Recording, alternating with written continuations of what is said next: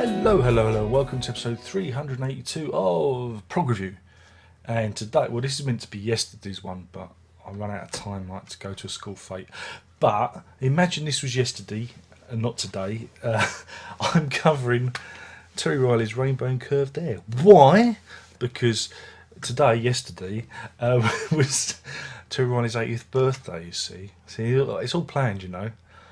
But yes, I thought it'd be nice to actually talk about this record. It's very. I'd say, yeah, it's an important record to me. To my good self. This is my original copy from way back when. This copy you want to get.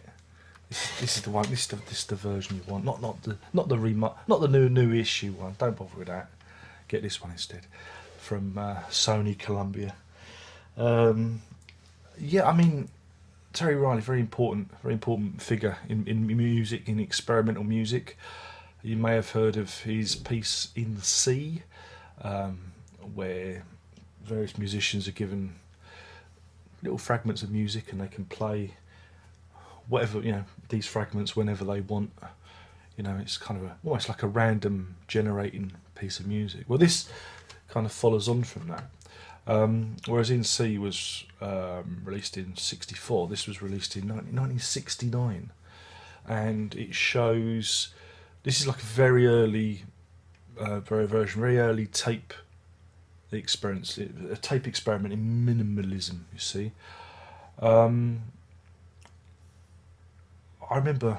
I mean, see, I'd already heard bits of this. You see, how so, Darren?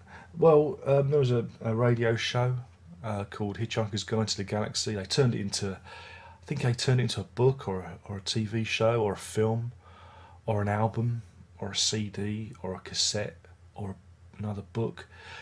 I don't know if you've heard of it, by a young chap called Douglas Adams. Why did you go on the rowing machine? So yeah, parts of this album was used on as the soundtrack bed, the background sound bed of the Hitchhikers during some of the radio sessions. When the book speaks, you hear all sorts of ambient type music, and I'd inadvertently been subconsciously fed parts of this album. And so when I did come to hear it, I thought, wait a minute, I'm sure I've heard some of this before. And lo and behold, I checked back, and yeah, and that's what it was. Again, this is, like I said, it's an early tape. I don't know exactly how Terry Riley composed this, but on the opening piece, the title track of Rainbow and Curved Air, you have electric organ, harpsichord, roxychord, dumbeck, and tambourine, and it's a very multi-layered, cosmic piece. I tell you, it's one of those pieces that when you put it on, I know it's 18 minutes 40 long, but I can put it on and it's weird. It has such an effect on me. It's just a really strange piece of music, and it don't feel like 18 minutes 40 when you really get into it, especially when you got it on headphones, on the cans, darkness, laying down preferably.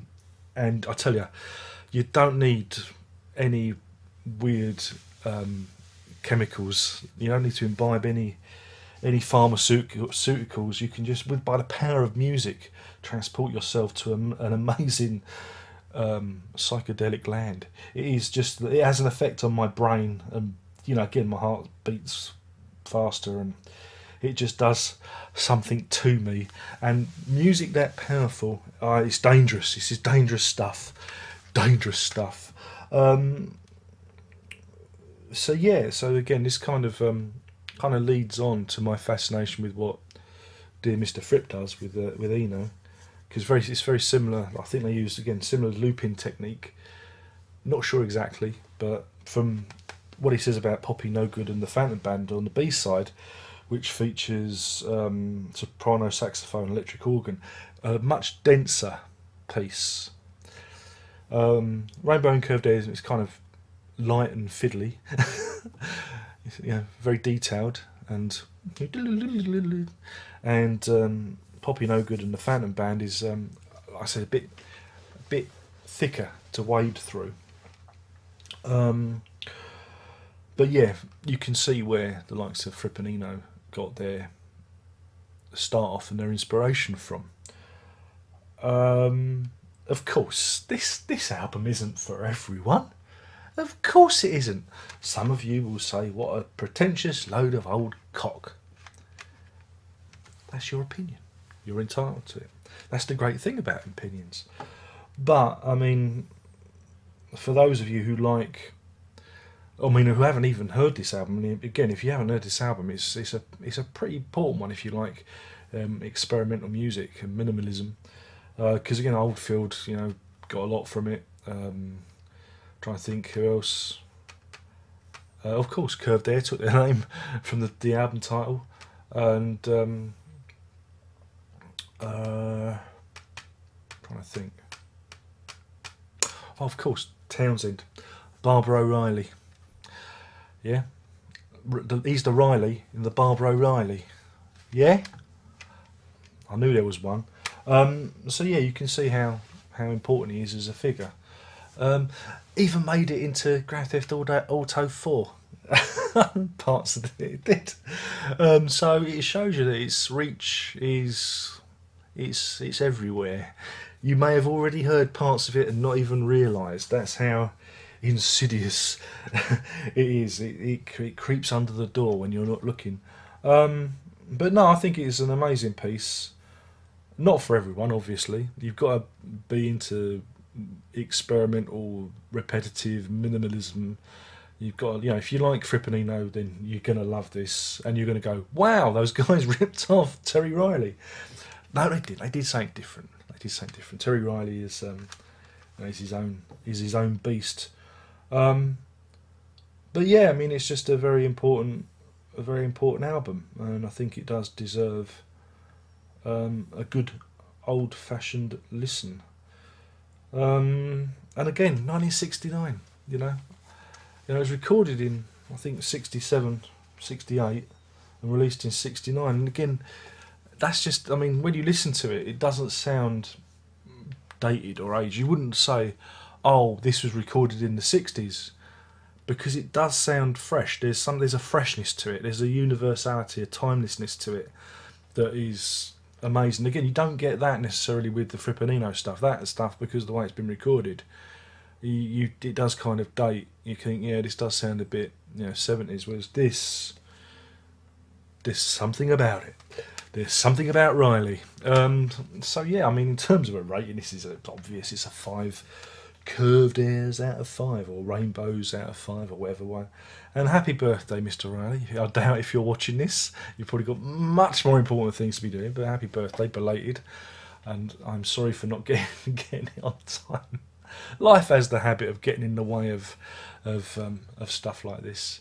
But yeah, it's been a big inspiration. And when what you see I do with my noodling, comes from this. It's all comes from this, because again, I remember I can't even remember when I bought this, because I got this a long time ago.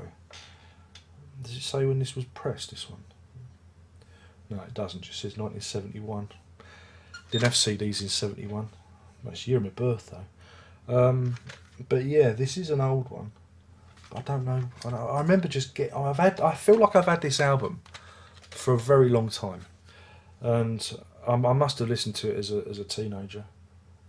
I must have done.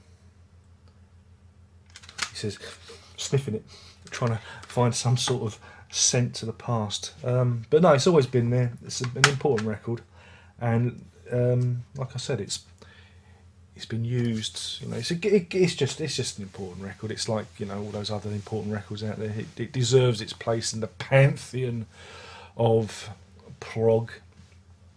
And yeah, like I say, give it a go. Check it out. So anyway, my name's been Darren Locke. I've been talking about Terry Riley and his album A Rainbow in Curved Air from 1969. I do like this cover as well. This is an alternative one with him smiling. The other one's got is like that. That's the other version of the cover, but I do like that one.